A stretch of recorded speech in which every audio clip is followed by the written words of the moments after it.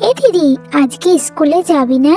না রে বোন, আজ তো রবিবার, তাই তো স্কুল ছুটি। ও হ্যাঁ হ্যাঁ, আমি তো ভুলেই গেছিলাম। মা, মাংস রান্না করছো? আমার জন্য কষা মাংস রাখোনি? হ্যাঁ রেখেছি তো, এসে খেয়ে যা। দিদি মাংস। হ্যাঁ চল চল, তাড়াতাড়ি চল। মা, আমরা চলে এসেছি, তাড়াতাড়ি দাও, তাড়াতাড়ি দাও মাংস। হ্যাঁ মা, আমাকেও দাও। হ্যাঁ হ্যাঁ দিচ্ছি দিচ্ছি, দাঁড়া। মাংসের গন্ধ পেয়ে তুইও চলে এলি? এখন কিন্তু 2 পিস করেই হবে।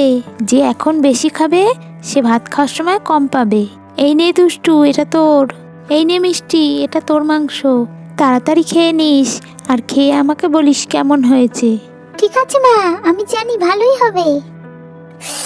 নাম নাম নাম নাম নাম নাম নাম।